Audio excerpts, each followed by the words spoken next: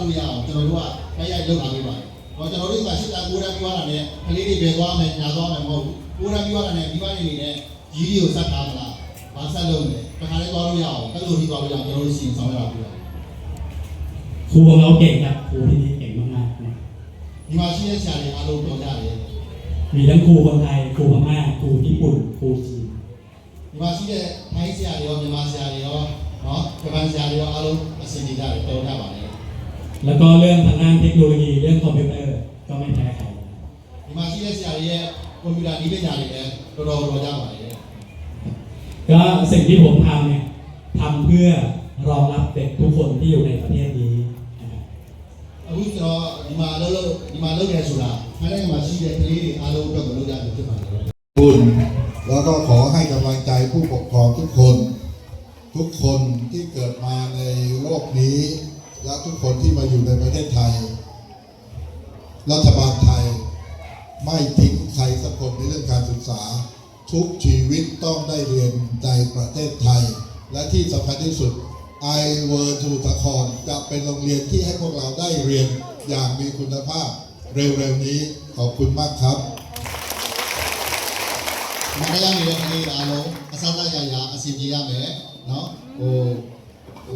လုံးဝအစီအပြေတဲ့ကလေးတွေဖြစ်အောင်ဒီ iWatch School ကနေပြီးတော့ဆောက်ရှောက်ပေးမှာဖြစ်ပါတယ်အားလုံးကျေးဇူးတင်ပါတယ်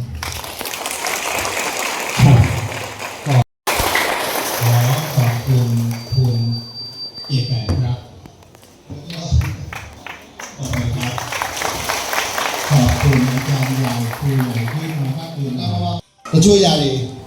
ကိုကအလုပ်သွားမဲ့အတွက်ကလေးတွေကအိမ်မှာရှိတယ်ကြောင်းမဖွင့်သေးဘူးပြဿနာတွေမျိုးစုံ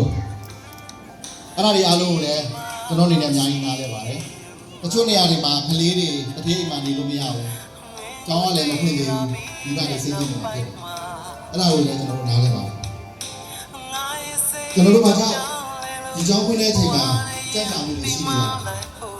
အဲ့ဒါနည်းနည်းရှိရစီကျွန်တော်ပြောချင်တာကတော့ကျွန်တော်တို့ကြောင်းတစ်ခုအတွက်ကို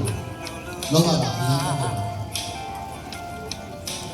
တရားဝင်လုပ်ဖို့အတွက်ကိုဖတ်တယ်တရားဝင်လုပ်ဖို့အတွက်ဝင်နေမယ်တရားဝင်လုပ်ဖို့အတွက်တရားဖတ်တယ်ကြောင်းကိုစောက်ပြီးဒီကောင်ပြီးဆိုကြတာဒီကြောင်းရဲ့နာမည်ကဘယ်လိုလဲကျောင်းပိုင်ရှင်တွေအားလုံးကထိုင်းနိုင်ငံသားတွေဖြစ်ရတယ်။ကျောင်းဆရာမတွေအားလုံးထိုင်းနိုင်ငံသားတွေဖြစ်ရတယ်။ပြီးတော့ဒီမှာဆရာစကားတွေပြောပြီးတော့ပြောရတာဖြစ်တယ်။နံပါတ်1ချက်ကျွန်တော်တို့အဲ့တော့ဆရာတို့ကလုံတဲ့ခါမှာလေသူများနိုင်ငံမှာလုံရတာဆိုရင်ထက်ထုတ်ပြီးအများကြီးဆရာတို့ဒီကြုံဖြစ်ခဲ့ပြီးသွားပြီလုပ်ခဲ့ပြီးသွားပြီပေါ့နော်။နောက်ဆုံးအဆင့်လေးပဲကျန်လာတော့ပြီပေါ့နော်။ဒါကြောင့်ဖေဖေမေတို့တွေအားလုံးတိခံပြီးတော့စောင့်စည်းချင်တာလေပေါ့နော်။ဆရာကြီးရဲ့ဒီစကားကိုရိုးရိုးတည်တည်လေးလေးဆဆပြောတာပါ။